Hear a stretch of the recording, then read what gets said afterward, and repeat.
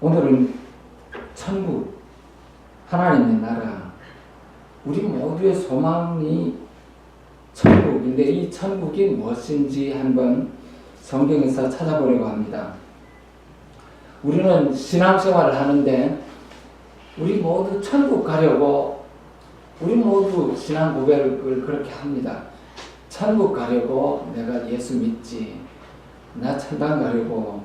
우리 예수 믿는 목적이 그렇게 얘기하는 게 틀리진 않았지만 그래도 좀 더 하나님 앞에 우리가 바른 신앙 고백을 하려면 하나님 나라를 넓히기 위해서 우리는 예수 믿는다. 내가 뭐 얻기 위해서가 아니고 하나님이 더 하나님 나라를 넓히기 위해서 이런 신앙 고백을 하는 게 조금 더 옳을 것입니다. 하나님 나라가 어디 있나 이런 생각을 우리가 가끔 해볼 수가 있는데 구약시대에 하나님께서 하나님의 나라를 범을 한번 보여주셨어요. 이스라엘 사람들이 아브라함, 이삭, 야곱을 잃고 야곱이 애굽에 가서 애굽에서 430년간 종살이 했는데 종살이 하다가 이스라엘로 돌아올 때 이스라엘의 지도자는 모세, 그 다음에 와서 전쟁 칠 때 여호수아, 이렇게 두 사람이 이스라엘의 왕에 해당하는 지도자가 있었습니다. 모세는 왕은 아니었지만 하나님이 세운 하나님의 대언자라고 할 만한 왕 역할을 하는 사람이 모세라는 사람이 있었고, 여호수아도 왕은 아니지만 왕 같은 제사장, 왕 같은 리더였어요. 선생님이었어요. 장군이었죠. 그 두 사람이 애굽에서 이스라엘로 다 와라 230만 명을 끌고 이스라엘로 와갖고 전쟁 치고 땅을 다 회복해서 12지파에게 땅을 다 나눠주고 너는 어디 살아, 너는 여기서 여기 살아, 여기 살아, 이렇게 12지파들한테 땅을 나눠준 다음에 여호수아는 12지파들 대표들 다 불러놓고 너희는 앞으로 하나님을 섬겨야 된다, 그렇게 약속하고 죽었습니다. 죽고 나서는 그 뒤에 이스라엘에 왕이 없었습니다. 모세, 여호수아 다음에 왕은 없었어요. 그 왕이 없이 12지파가 있었는데 지파가 이렇게 나누어서 사는 그 지역은 그때야말로 역사상에 전후무후한, 우리가 그거를 신정국가라고 하는데 하나님이 다스리는 국가였습니다. 하나님이 다스리는 국가. 모세, 여호수아 다음에 왕이 없었어요. 물론 모세와 여호수아가 있을 때까지는 왕이라고 해도 좋고 왕이 아니지만 제사장이라도 해도 좋고 혹은 뭐라고 얘기해도 불러도 좋을 지도자가 있었습니다. 그 지도자 이후에는 그 다음에 이제 여호수아가 하나님만을 믿어라, 네 가운데 우상을 없애라, 하나님 이외에는 전부 너한테 다 없앨 것을 약속한다, 명령하지는 않고 다 약속해라. 그런 다음에 돌비를 세우고 약속을 하고 성소를 만든 다음에 모세가 받은 십계명을 돌 비석을 성소에다 갖다 놓고 내가 죽고 나거든 너희들 십계명대로 살아. 그때의 정치는 십계명 하나 남겨둔 것 이외에는 왕이 없었어요. 인간이 살면서 왕이 없는 국가는 국가라고 인정하지 않습니다. 왕이 없는 국가. 근데 왕이 없는 국가가 역사상에 희귀하게도 이때 왕이 없는 국가가 있었어요. 근데 12지파의 대표는 있었지만 지방 도지사는 있었지만 12지파를 합한 왕은 없었어요. 12지파의 대표는 다 모아놓고 아론의 후손들이 돌아가면서 제사 지내라. 레위 지파는 여기 성소를 지켜라. 성소를 지켜라. 돌아가면서 너희 이제 당번 돌아가면서 그 성소를 지키는 것 누구? 제사는 누구야? 그 제사 지내는 예배 드리는 것만 당번이 있었을 뿐이지 정치하는 왕은 없었습니다. 그때 그 정치를 나는 십계명을 알 때 나는 이웃의 것을 도적질하지 말고 탐내지 말고 하나님을 섬기고 내 이웃을 사랑하고 이 십계명으로 나라가 구성이 됐어요. 이 십계명으로 각자 마음 가운데 내가 그 십계명을 지킬 때 하나님이 내게 주신 계명을 지킬 때 그 국가가 유지되었습니다. 그런데 그것도 300년을 지나는 동안 우상을 버리라고 했더니 버리지 않고 사람들이 불안해. 나는 그래도 안심할 수 없어. 자꾸 불안해. 전쟁에서 가끔 지면 우리가 지길 수도 있고 그러니까 또 사사가 한 사람 나와서 전쟁에 이기기도 되고 또 좀 있다 또 우상을 섬기고 또 지니까 또 사사가 나와서 이스라엘 백성들아 우상을 버려라. 또 어떤 선지자가 나와서 또 야단 맞고 또 전쟁에 이기고 나면 또 우상을 또 섬기고 그런 일이 끝없이 반복되다가 결국은 우리가 이래서는 안 되겠다. 왕이 있어야지 우리가 전쟁에 이기겠다. 왕 하나 세웁시다. 해서 세운 왕이 첫 번째 사울 왕을 세웠습니다.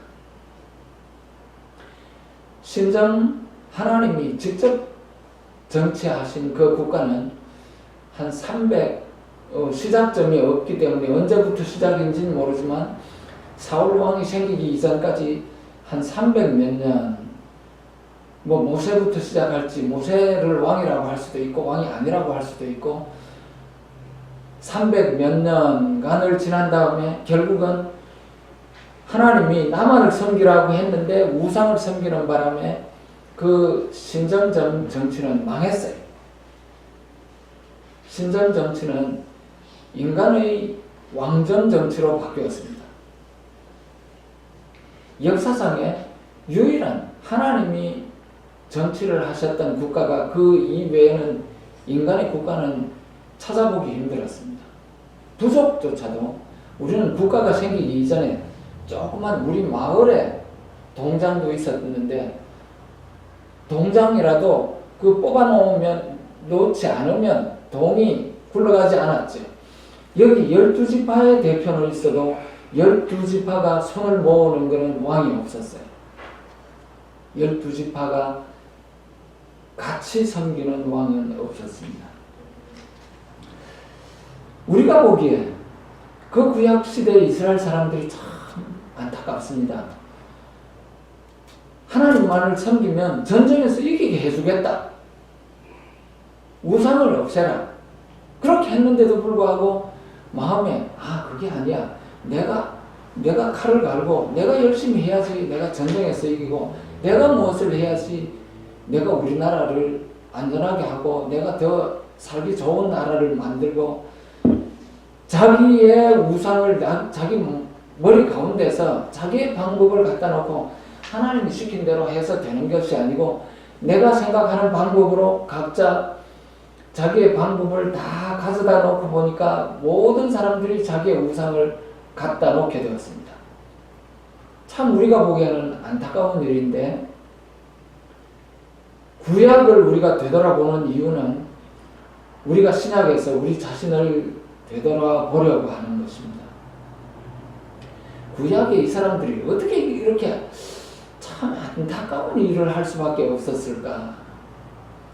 이제 신약에 와서 하나님의 나라는 구약의 그 왕정, 신정, 신이 정치를 했던 신정 국가, 하나님이 다스리는 국가가 하나님의 나라, 천국입니다. 신정, 하나님이 다스리는 나라가 천국, 하나님의 나라. 이제 우리는 신약에 와서 구약의 것 다 잊어버리고 사람들이 예수님 시대에 참 세상 살기 힘드니까 얼른 어떤 구세주가 와서 우리 정의롭지 못한 우리 노예 생활 같은 이런 우리를 구해줄 구원자가 와서 천국을 만들어줬으면 좋겠다. 메시아가 왔으면 좋겠다. 이 나라는 곧 망하고 하나님 나라가 왔으면 좋겠다 하고 사람들이 꿈꾸고 있었습니다. 그 가운데 예수님을 만나서 하나님 나라가 언제 오겠습니까? 천국이 언제 오겠습니까? 그러니까 예수님이 천국 니들 생각하는 거하고는 좀 달라. 천국이 뭔지 내가 가르쳐 줄게. 예수님 시대에 빌라도가 정치하면 그 이스라엘 국가 그 국가들이 다 마음에 안 들어서 이 국가들을 언제 내가 탈출하면 좋을까? 그 사람들은 노예 같은 삶을 살고 있었어요. 이 나라는 망하고 하나님이 다스리는 국가가 나타났으면 좋겠다. 그래서 예수님한테 천국이 언제 오겠습니까? 이렇게 물어봤습니다. 그렇게 우리를 구해줄 사람이 메시아가 오면 하늘나라가 오리라고 믿었습니다. 메시아가 하나님의 나라의 주인인 줄 알았어요. 그 메시아가 예수님인 줄 그렇게 상상도 못했죠. 예수님이 하늘나라 언제 오겠습니까? 그러니까 그 하늘나라 내가 가르쳐 줬는들 알아듣겠냐? 내가 비유로 설명을 해줄게. 여러 가지 비유를 한마디로 설명을 할 수가 없지만 내가 비유로 하나님 나라가 이런 거야. 내가 가르쳐 줄 거야. 누가복음 17장에 바리새인들이 하나님의 나라가 언제 오겠습니까? 하니까 예수님의 대답이 하나님의 나라는 볼 수 있게 임하는 것이 아니요. 또 여기 있다. 또 여기 있다. 언제 온다. 이런 말 할 수 있는 것이 아니라 하나님의 나라는 너희 안에 있는데라. 진짜로 이해하기 힘든 대답을 했습니다. 하나님의 나라가 와야 되는데 이 노예 같은 삶을 살고 있는데 하나님의 나라는 네 속에 있다. 이게 무슨 말인지 사람들은 정말 이해하기 힘들었습니다. 하늘나라가 뭡니까? 천국이 뭡니까? 우리도 지금은 하늘나라는 천국은 우리가 죽고 나서 가는 데 아닙니까? 이 세상 괴로운 세상이 여기에 어디에 천국이 있을 리가 없어. 여기에는 천국이 없고 우리가 죽고 나서 어딘가에 가는 곳이 천국 아닐까요? 우리가 지금 그렇게 생각하고 있습니다. 천국이 우리가 죽고 나서 어디에 가는 곳이 아닌가. 누가복음 11장 20절에 보면 예수님이 내가 만일 하나님의 손을 힘입어 귀신을 쫓아낸다면 귀신 나가라. 그래서 귀신이 나가면 벌써 하나님이 여기서 귀신을 다스리고 있기 때문에 하나님이 이미 너희에게 왔다. 하나님의 나라가 이미 너희에게 임하였느니라. 하나님이 정치를 하고 있어요. 하나님이 귀신을 내쫓으니까 벌써 하나님이 정치를 하고 있잖아. 하나님 이미 왔어. 내가 귀신 내쫓는 거 봤지? 예수님이 와갖고 내가 다스리는 나라가 천국이야. 내가 왔는데 이미 너희에게 임하였느니라. 이래 대답했어요. 누가복음 11장 20절. 하나님의 나라가 언제 올까요? 그러니까 이미 왔다. 아이고 이 사람들이 알아듣기는 점점 더 힘든 말이었습니다. 이미 왔다. 하나님의 나라가 이미 너희에게 임하였느니라. 이게 무슨 말입니까? 누가복음 9장 27절에 보면 내가 참으로 너희에게 이르노니 여기 서 있는 사람 중에 죽기 전에 하나님의 나라를 볼 자들도 있느니라. 죽고 나서 보는 게 아니에요. 너가 죽어서만 하나님 나라 가는 게 아니고 죽기 전에 너희들 중에 하나님 나라 볼 사람도 있다. 죽도록 기다리지 마라. 다 가는 것도 아니지만 죽기 전에 하늘나라 갈 사람도 있다. 너희들 다 하늘나라 못 간다. 하나님을 모르고는 하늘나라 못 가. 갈 사람은 있을지는 몰라. 그런데 죽고 나서 가는 건 아니고 지금 있는 사람, 지금 갈 사람들 여기 있을 거야. 죽기까지 기다릴 필요 없어. 기다릴 필요 없어. 그래서 천당이 어떤 곳이며 천당에 어떻게 갑니까? 내가 천당을 가르쳐 줄게. 그렇게 우리가 생각하기에 천당은 먹고 기뻐서 춤추고 잔치하는 곳이라고 생각합니까? 우리가 생각하기에 천국은 잔치집. 그것도 맞습니다. 천국은 잔치집. 그래도 천국이 좀 더 이해하기 쉽게 안 될까요? 쉬운 말로는 힘드니까 내가 비유로 얘기해 줄게. 예수께서 누가복음 13장 18절에 하나님의 나라가 무엇과 같을까? 내가 비유로 얘기를 해줄 텐데 이 비유로 얘기해 줄게. 이 세상의 나라의 말로는 뭐라고 설명하기 힘드니까, 영의 나라는 말로 설명하기 힘드니까 비유 아니고는 내가 설명을 못하겠어. 비유 아니고는 세상의 언어로는 이게 말이 설명이 안 돼.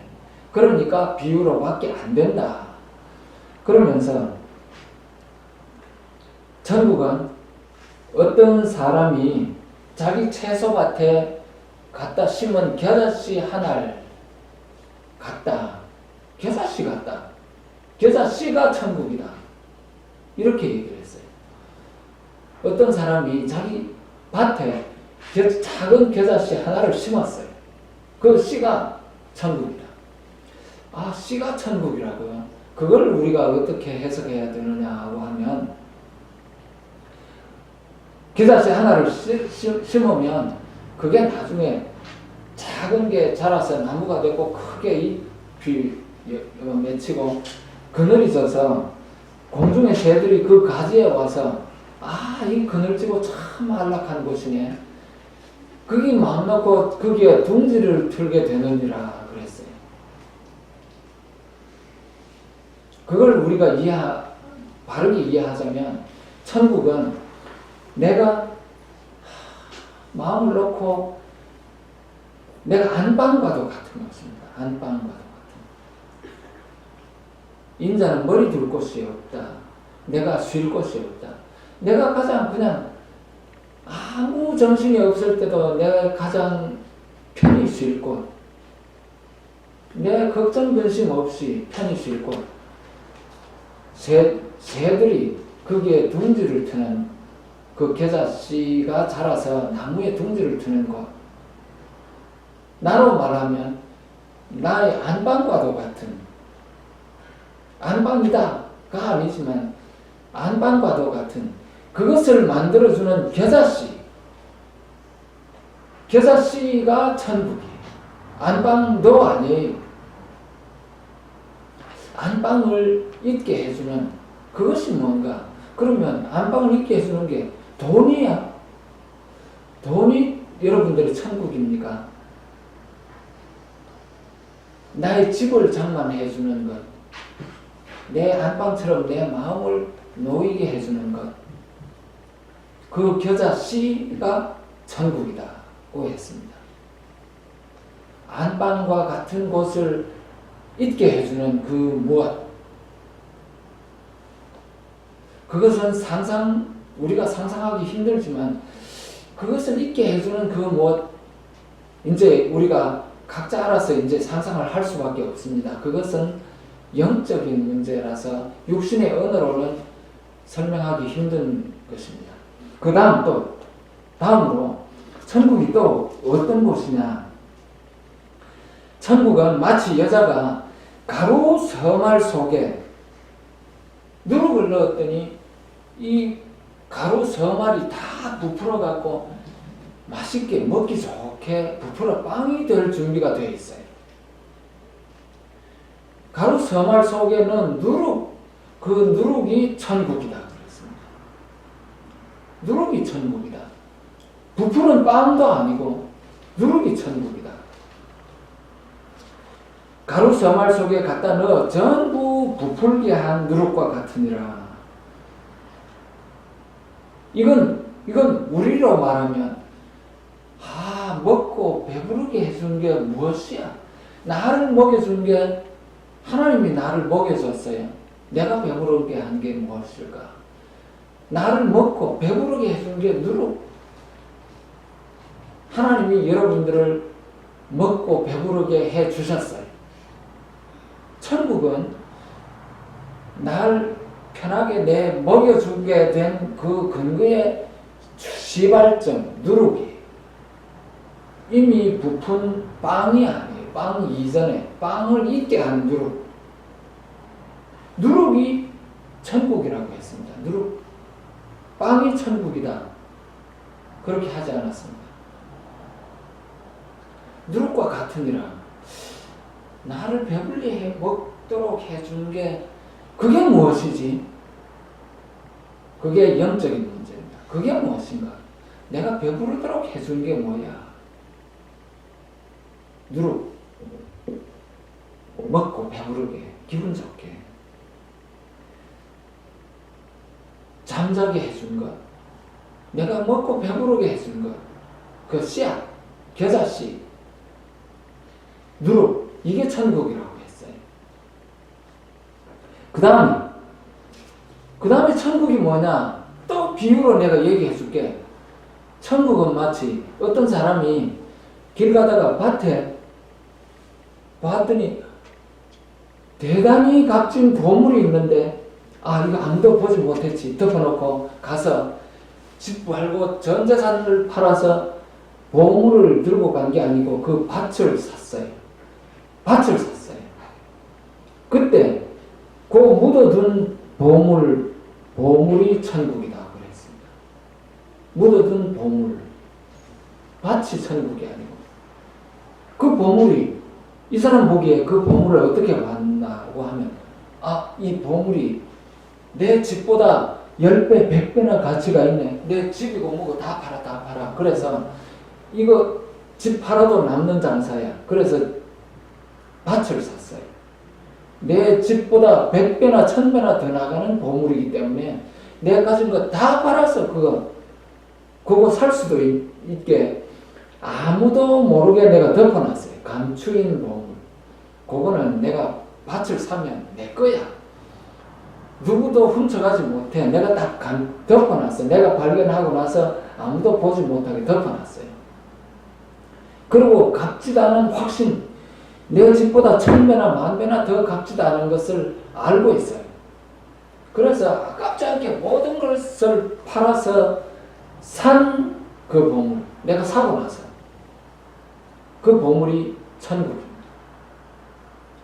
그 보물이 내 마음을 기쁘게 해준 거예요. 내 마음을 그렇게 기쁘게 해줍니다. 그 천국이 첫 번째. 내 삶을 위로해주는 근원. 내 배를 부르게 해주는 그 근원. 내가 보지 못한 근원. 내 마음을 기쁘게 해주는 이 보물이 쪼개면 아무것도 없겠지만 내가 기뻐 어쩔 수 없도록 만드는 그 기쁨의 근원. 그게 보물입니다. 내가 어찌할 수 없이 내가 어떻게 이렇게 기쁠 수 있을까? 그 기쁨의 근원은 또 한 가지. 그 천국은 마치 아들을 장가 보내는 잔치집에 임금님과 같다고 그랬어요. 그것도 마찬가지. 임금님과 같다. 임금님은 기쁨의 근원, 생물입니다. 기쁨의 근원. 임금님이 집에 잔치를 할 때는 온 나라에 오늘 우리 집에 잔치를 벌였으니까 온 나라는 전부 세금 내지 말고 오늘 다 쉬어라. 다 오늘 잔칫날이다. 전부 놀고 먹고 즐기자. 춤추라. 그 왕의 아들이 장가가는 날, 잔칫날을 맞은 임금님, 그 임금님이 천국이라고 했습니다. 임금님이 천국이에요. 요 몇 가지 예수님의 비유를 종합하면 야, 천국은 야, 내가 깃들일 만한 곳, 내 배를 불릴 수 있는 곳, 기쁨이 넘치는 곳, 너무 기쁨에 끝없이 기쁨이 솟아난 그 근원, 이게 천국이야. 이게 이해되냐? 이해되냐고 하니까 제자들이 아직도 이해를 못했습니다. 아직도 이해를 못했습니다. 사도 바울이 그 다음에 이제 그거 이해 안 되거든. 형제들아, 내가 이것을 말하노니 혈과 육은 하나님 나라를 이어받을 수 없고 또한 썩는 것은 썩지 아니한 것을 유업으로 받지 못할 것이니라. 하나님 나라는 육에 관한 것이 아니고 그 영에 관한 것입니다. 내 넘치는 기쁨을 솟아나게 하는 그 근원이 어디서 나올고, 이 말로는 설명하지 못하는 영적인 것. 사도 바울이 혈과 육은 하나님 나라 천국을 이어받을 수 없다 그랬습니다. 그 사람들이 아직도 잘 이해를 못하겠습니다. 영이 뭐예요? 영이 뭡니까? 로마서 14장 17절에는 하나님의 나라는 먹는 것과 마시는 것이 아니야. 아까 그 겨자씨와 같다, 누룩과 같다, 먹는 것이 아니라고 했어요. 먹는 것이 아니고 끝없이 나를 배부르게 해줄 수 있는 그 누룩은 빵이 아니에요. 빵을 만들게 하는 것이야. 끝없이 나를 배부르게 해주는 그거 무엇일까? 로마서 14장 17절에 먹는 것과 마시는 것이 아니야. 오직 성령 안에 있는 의와 평강과 희락, 기쁨, 이 기쁨이 솟아나는 그게 천국이라고 했습니다. 하나님 나라라고 했어요. 우리가 21세기에 와서 신약에서도 하나님의 나라는 우리 눈으로 보는 어떤 국가도 아니고 우리를 노예의 몸에서 해방시키는 어떤 구세주, 미래에 내 죽고 나서 나를 구원해 줄 구세주, 미래에 오실 분, 지금은 아닌 그런 분이 아니고 지금 이미 와 계신 분이 하나님이고 천국도 이미 와 계신 것입니다. 물론 죽고 나서까지 영원한 게 천국이지만 영원한 천국 가운데 죽고 나서 시작하는 영원이 아니고 이미 있는 영원한 천국이 천국입니다. 이미 있는 영원한. 죽고 나서 시작해서 영원. 그건 영원이 아닙니다. 우리 죽기 이전에 이미 시작된 영원한 것이 천국입니다. 그러면 지금 어디 있냐? 지금 근데 죽고 나서 천당 가는 줄 알았더니 영원한 천국은 죽고 나서 시작점이 죽고 나서가 아니고 옛날부터 이미 있어서 미래까지 영원히 있다고 하면 그 지나가는 과정이 지금 어디 있죠? 지금 너희 속에 있느니라고 했습니다. 지금 우리가 육신이 살아있을 때 영의 천국이 어디 있나? 영은 우리 인간이 육과 혼과 영으로 구성되어 있다고 성경에서는 그렇게 되어 있습니다. 우리 속에 영이 있습니다. 우리 속에 그 영이 하나님의 영을 받았을 때는 우리 속에 이미 천국이 와 있습니다. 하나님도 내 속에 와 있고 하나님이 나를 지휘하시면 이미 천국입니다. 하나님이 지휘하시면. 제가 구약의 이스라엘의 그 신정국가를 말씀드린 이유가 이미 여러분 각자가 내 몸도 이미 신정국가, 여러분들 각자도 이미 신정국가. 그 신정국가에서 이스라엘의 신정국가는 300년 지나고 나서 우상을 섬김으로 신정국가가 실패했어요. 신정국가가 우리가 말하는 하나님의 나라로 계속 성공하지 못했어요. 지금 여러분들도 이미 신정국가입니다. 여러분들 마음속에 영이 계시는데 그 여러분들 마음 가운데 영이 악한 영을 내가 받아들일 수도 있고 선한 영을 받아들일 수도 있어서 이스라엘 사람들은 그 선한 영을 의심함으로 악한 영을 받아들이게 된 것이 역사적인 기록입니다. 사사들이 여러 나타나서 우상을 버려라. 내가 너를 보호해 주겠다. 전쟁에 이기게 해주겠다. 아니야. 전쟁에 이기는 방법은 내가 칼을 갈아 놓는 거야. 내가 칼을 갈아 놓는 거야. 그런 여러 가지 방법들로 우상을 만들어 온 것들이 이스라엘의 그 신전 국가의 기록이었습니다. 기록. 남 얘기가 아니고 우리가 신전 국가를 우리가 갖고 있어요. 각자 여러분들은 신전 국가에 살고 있습니다. 여러분들은 마음 가운데 하나님이 지휘를 하시면 이미 신전 국가입니다. 예수님이 너희 마음속에 와 있느니라. 천국은 죽은 다음에 시작되는 게 아니다. 이미 영원하다. 이미 영원하다. 영적인 것들은 우리 육의 위에 있습니다. 영은 우리 육을 지휘합니다. 영에 따라서 우리가 참 기분 넘치는 기쁨이 내 마음 가운데 솟아날 때는 육은 그 영을 따라서 기쁨이 넘치는 삶을 살고 내가 슬픔 가운데 걱정 가운데 내가 이건 안 돼 저건 안 돼 내 마음이 사망 가운데 있을 때는 내 육도 힘이 없어서 나는 아무것도 되는 게 없어. 아무것도 안 돼. 영을 추종하는 것이 육신입니다. 내 마음 가운데 영생하는 영을 갖고 있으면 내 육이 절대로 죽지 않습니다. 영을 따라갑니다. 육을 지휘하는 영이 내 마음 가운데 있습니다. 육을 지휘하는.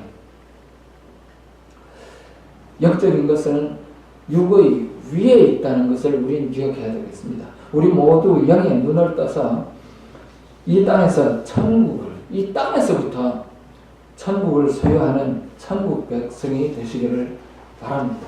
기도드리겠습니다.